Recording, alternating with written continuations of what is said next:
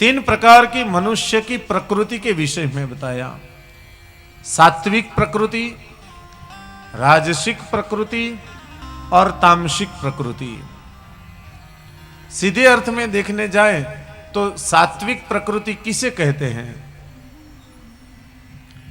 मेरा चाहे जो होना हो वो हो जाए, लेकिन दुनिया का कल्याण होना चाहिए, लोगों का कल्याण होना चाहिए, उसे सात्विक प्रकृति कहते हैं। मेरा भी भला हो, दुनिया का भी भला हो, उसे राजसिक प्रकृति कहते हैं। और दुनिया का जो होना हो, मेरा ही भला होना चाहिए, उसे तामसिक प्रकृति कहते हैं। संक्षिप्त में सात्विक, राजसिक और तामसी ऐसे तीन प्रकार की प्रकृति वाले जीव इस जगत में होते हैं। तीनों जीवों की तीन प्रकार की प्रकृति का वर्णन किया। मनुष्य की कामनाएं और कामनाओं की सिद्धि, उसके उपद्रव और शांति के लिए भी गायत्री की विधिवत प्रयोग का विधान बताया। मां भगवती के श्रीमद् देवी भागवत के 12वें स्कंद में गायत्री मंत्र जप विधि के विषय में सर्व ऊपरी उत्पादन वो गायत्री ही है, यह बताया।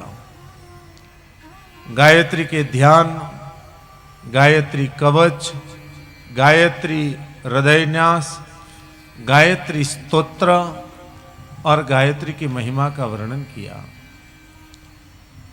गायत्री के 1000 नाम का वर्णन किया और गायत्री सहस्र नामावली का वर्णन किया।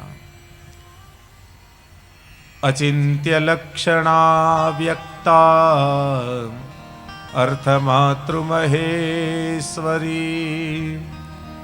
अमृता अवर्ण मध्यस्था अजिता अपराजिता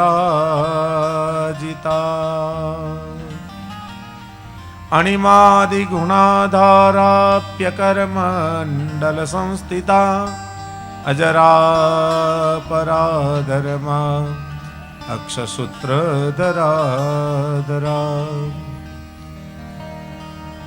गायत्री के 1000 नाम का सुंदर स्तोत्र बताया। जो व्यक्ति नित्य गायत्री के यह 1000 नाम और उसके स्तोत्र का जो व्यक्ति पाठ करता है, वह तीनों लोक में पूज्य बनता है, तीनों लोक में उसकी ख्याति होती है, तीनों लोक में उसकी प्रसन्नता और उसकी प्रगति होती है।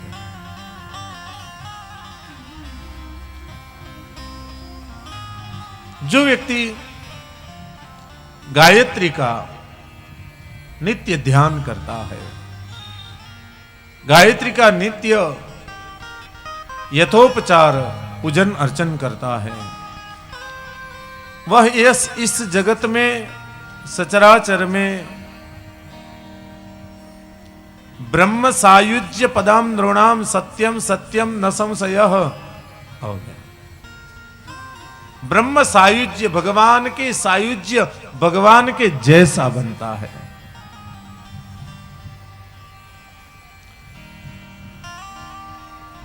गायत्री की बड़ी महिमा बताई, लेकिन यह मंत्र जो है वह मन मुग्ध मंत्र है, इसलिए मानसिक रूप में इसका जप करना चाहिए।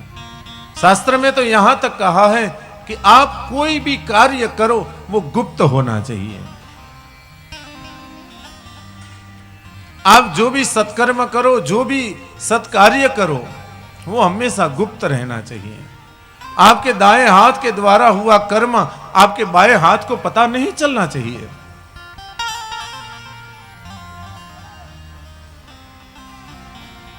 पुण्य प्रदर्शित करने से, पुण्य का प्रागट्य करने से पुण्य क्षय होता है, पाप प्रकट करने से पाप क्षय होता है।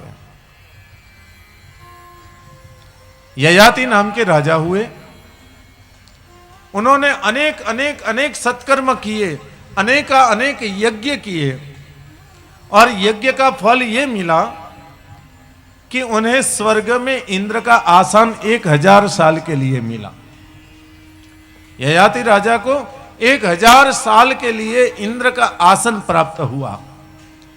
आए राजा इंद्र को उठाया, इंद्र के आसन पर बैठ गए, इंद्र उनके चरण में बैठ गए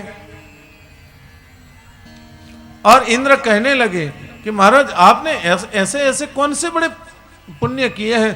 मैं देखता हूं कि महाराज आपने अनेक गायों का दान किया। ययाति राजा ने जो जो पुण्य किए थे वह पुण्य का उच्चारण इंद्र ययाति राजा के सामने करने लगे, ययाति राजा की प्रसन्नता करने लगे। इंद्र एक एक पुण्य एक एक सत्कर्म गिनवाते जाता और बीच में 2-4 पुण्य कर्म ऐसे रहते जिसे छोड़कर इंद्र आगे बढ़ता। तब ययाति राजा कहते, इंद्र तू वो तो भूल गया कि मैंने 1000 कन्याओं की शादी करवाई थी। इंद्र तू भूल गया राक्षस गायों की हत्या कर रहे थे, मैंने गायों की रक्षा की थी।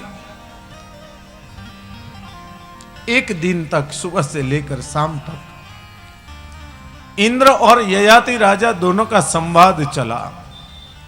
और जैसे ही संध्या ढलने आई, इंद्र ने कहा कि महाराज खड़े हो जाओ, आसन खाली करो, आसन मेरा है। अरे 1000 साल के लिए मुझे आसन प्राप्त हुआ है।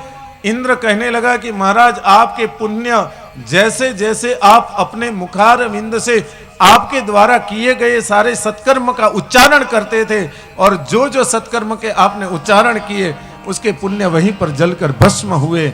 महाराज अब ये आसन आपका नहीं है। तो प्यारे, कोई भी सत्कर्म करो तो उसका उच्चारण कभी ना करो। और हम तो तख्ती लिखवाने के लिए मंदिरों में दान करते हैं कि हमारा नाम लिखा रहे। नहीं साहब, नाम नहीं लिखाना चाहिए।